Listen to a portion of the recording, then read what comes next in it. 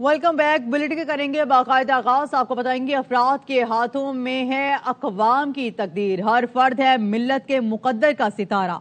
Army chief general Saeed Asim Munir का Khanewal model agriculture forum की इफ्तिताही तकरीब से खिताब। जनरल सईद आसिम मुनीर ने कहा, सिक्योरिटी और मईशत का चोली दामन का साथ है।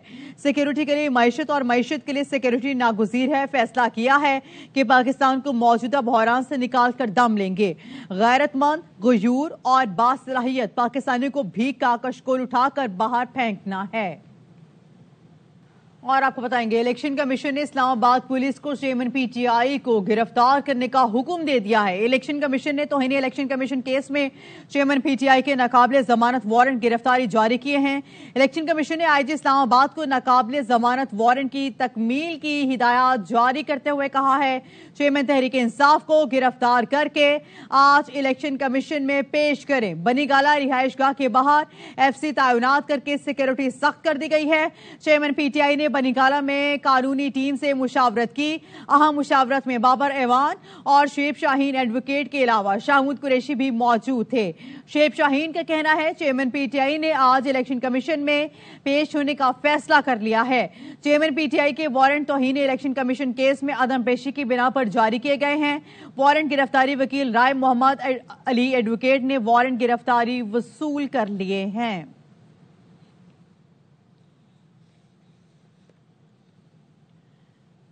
इसाक डार का नाम किसी मौके पर ज़ेरे गौर नहीं आया। ख्वाजा आसिफ ने वज़ीर खजाना के निगरान वज़ीर आज़म बनने का इम्कान मुस्तरद कर दिया। वज़ीर दिफा ने कहा, निगरान वज़ीर आज़म का किरदार एम्पायर की तरह होता है। इसाक डार क़यादत के करीब तरीन अफराद में से हैं। निगरान वज़ीर आज़म बने तो पूरे इंतखाबी अमल पर सवालिया निशान आ जाएगा। डार साहब के लिए इंतखाबात के बाद भी ओहदे मौजूद होंगे।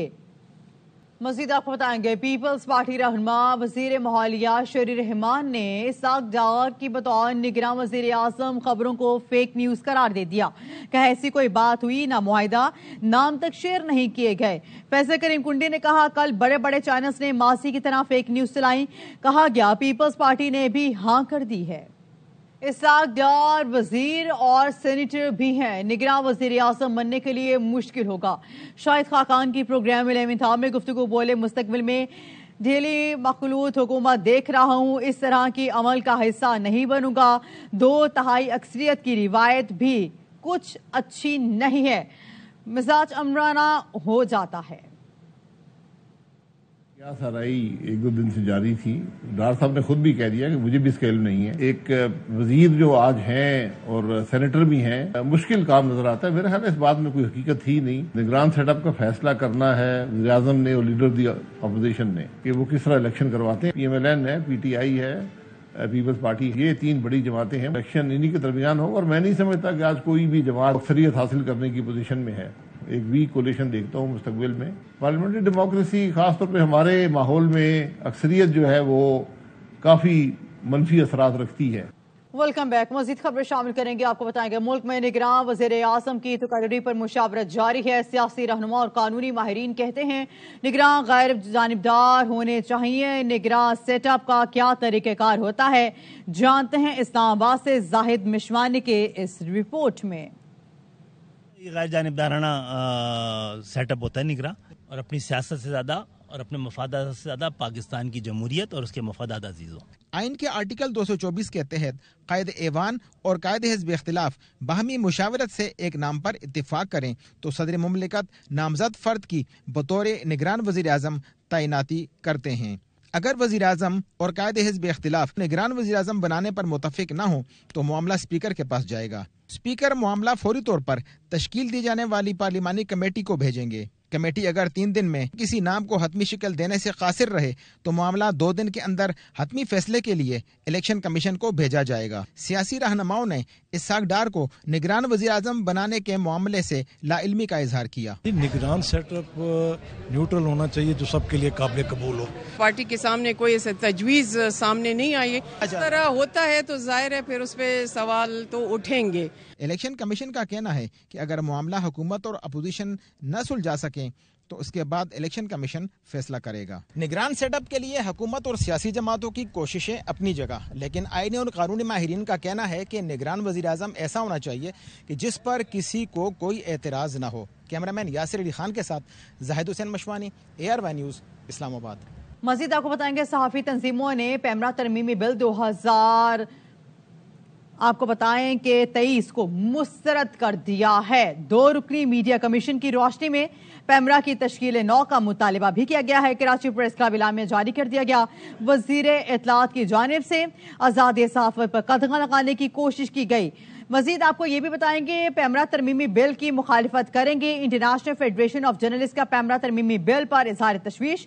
اعلامیہ میں کہا گیا ہے کہ ڈس انفارمیشن مس انفارمیشن کی اصطلاح خطرناک ہے۔ حکومت پاکستان نے کراچی پورٹ ٹرسٹ کی 85% انتظامی اختیارات متحدہ عرب امارات کو دینے کی ابتدائی منظوری دے دی ہے، تاہم حتمی منظوری کابینہ کے آئندہ اجلاس میں دی جائے گی۔ وزیر خزانہ اسحاق ڈار کی زیر صدارت کابینہ کمیٹی برائے حکومتی لین دین کا اجلاس ہوا ہے۔ کمیٹی نے کراچی پورٹ پر ایسٹر ہاف پر اور جنرل کارگو ٹرمینل متحدہ عرب امارات کو دینے کی منظوری دی ہے۔ منظوری G2G معاہدے کے تحت دی گئی ہے۔ وزارت بحری امور کے سمری پر معاہدے کے مسودے کی منظوری دی گئی ہے۔ اعلامیہ کے مطابق متحدہ عرب امارات اور پاکستان کی حکومتوں کے درمیان معاہدے پر دستخط ہوں گے۔ اجلاس میں یہ فیصلہ بین الحکومتی کمرشل ٹرانزیکشن ایکٹ 2022 کے تحت کیا گیا۔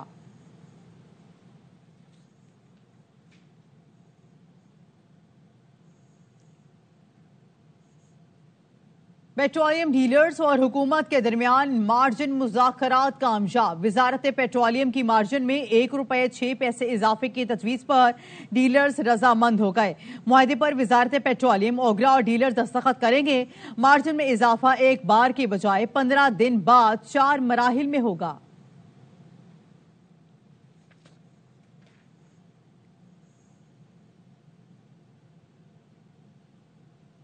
مہنگائی کے مارے غریب عوام کے لیے ایک اور گیس بم گرانے کی تیاریاں شروع۔ IMF کو گیس کے ریٹ بڑھانے کا پلان دے دیا گیا۔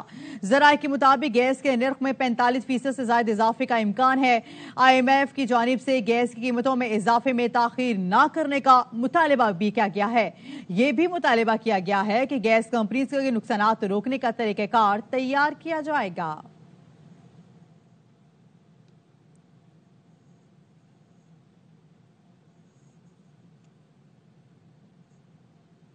بات کریں گے بدلتے موسم کے حوالے سے۔ آپ کو بتائیں گے کراچی کے مختلف علاقوں میں رات گئے کہیں ہلکی تو کہیں تیز بارش جاری ہے۔ نارتھ کراچی، شادبان، سید ٹاؤن، ناگن چرنگی، UP موڑ، منگو پیر، سرجانی، نارتھ ناظم آباد، سہراب گوٹ، انچولی، النور سوسائٹی میں وقفے سے کہیں ہلکی تو کہیں تیز بارش جاری ہے۔ محکمہ موسمیات نے کوئٹہ، لاہور، اسلام آباد اور پشاور سمیت بیشتر علاقوں میں آج مزید بارشوں کی پیش گوئی کی ہے۔ کشمیر اور گلگت بلتستان میں بارش سے لینڈ سلائیڈنگ اور ندی نالوں میں طغیانی کا بھی خدشہ ہے۔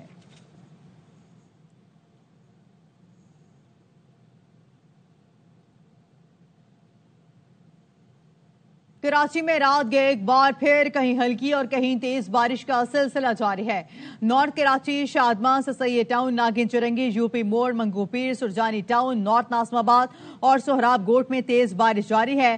تازہ ترین صورتحال جانتے اپنے نمائندے انجم وہاب سے۔ انجم بتائے گا کیا صورتحال ہے اب؟ اس وقت میں نارتھ کراچی میں موجود ہوں۔ UP موڑ کا علاقہ ہے، 11B سیکٹر اور سیکٹر 11C 1, 2, 3 سید ٹاؤن میں بھی موسلادھار بارش کا سلسلہ جاری تھا۔ ابھی کچھ دیر کے لیے بارش تھمی ہے۔ یہاں شام کے گزشتہ روز شام میں بھرپور پانی جمع ہو گیا تھا پہاڑیوں سے، منگو پیر کی پہاڑیوں سے بہنے والا پانی، اور نالے ابل گئے تھے۔ UP موڑ پر بھی پانی جمع تھا۔ اب دوبارہ بارش ہوئی ہے تو UP موڑ کا نالا دوبارہ ابڑ گیا، اور یہی صورتحال ہے کہ UP موڑ کا نالا ابھرنے کی وجہ سے سڑکوں پر پانی جمع۔ ابھی کچھ دیر کے لیے تیز بارش کا سلسلہ رکا ہے، لیکن ابھی بھی ہلکی بارش کا سلسلہ جاری ہے۔ یہ سلسلہ تقریباً یہ منگو پیر، نارتھ ناظم آباد، اس کے علاوہ نصرت بھٹو کالونی، نارتھ کراچی کے علاقے، منگو پیر کے علاقے، سرجانی ٹاؤن، تیسر ٹاؤن، نارتھ ناظم آباد، یہاں پہ یہ بارش کا سلسلہ جاری ہے، اور ابھی بھی ہلکی بارش ہو رہی ہے، لیکن بارش ہونے سے سڑکیں بھی زیر آب آ چکی ہیں۔ جی میئر کراچی مرتضی وہاب نے رات کے ضلع وسطی کے مختلف علاقوں کا دورہ کیا ہے. انہوں نے شادمان اور یو پی نالوں کا جائزہ بھی لیا ہے. میڈیا سے گفتگو میں مرتضی وہاب نے کہا کہ ہمیں عوام کے مسائل کی دراک ہے. ناگن چورنگی، یو پی موڑ، سلیم سینٹر، پاور ہاؤس اور ملحقہ علاقوں میں بھی کچھ جگہوں پر پانی جمع تھا جس کو کلیئر کر دیا گیا ہے. نالوں کی صفائی کی تو اسی وجہ سے نالے سے یہ پانی نکل پایا. اور آج آپ یہاں دیکھ سکتے ہیں کہ ان لوگوں نے وہ تصویریں تو چلائیں کہ جی پانی ہے یہاں پہ، وہ تصویر نہیں چلائی، وہ ویڈیو نہیں چلائی کہ پانی یہاں سے نکل گیا ہے. رات کے اس پہر میں موجود ہوں، میرا عملہ موجود ہے، پیپلز پارٹی کے کارکنان موجود ہیں. یہ شو کرتا ہے کہ ہم کام کرنا چاہتے ہیں اور لوگوں کے مسائل حل کرنا چاہتے ہیں. اور حیدرآباد میں 3 روز سے وقفے سے بارش کا سلسلہ جاری ہے جس سے معمولات زندگی مفلوج ہو کر رہ گئے ہیں. گلیوں اور شاہراہوں پر کئی فٹ پانی جمع ہو گیا ہے. تفصیلات بتا رہے ہمارے نمائندے ناصر حسن خان. ناصر بتائے گا کیا سچویشن ہے؟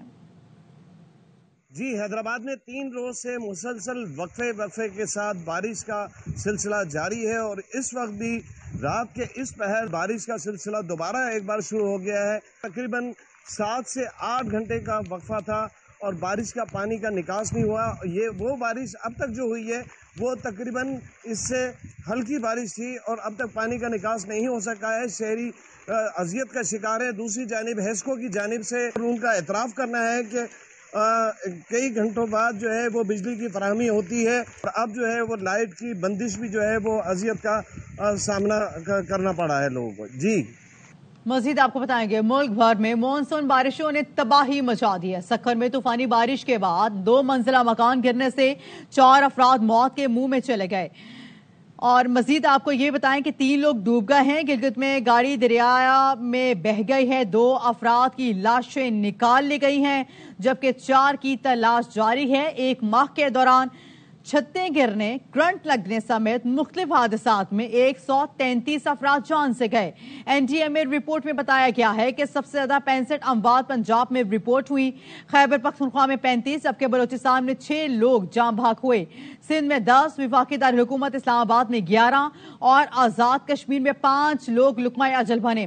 350 سے زائد گھروں کو نقصان پہنچا.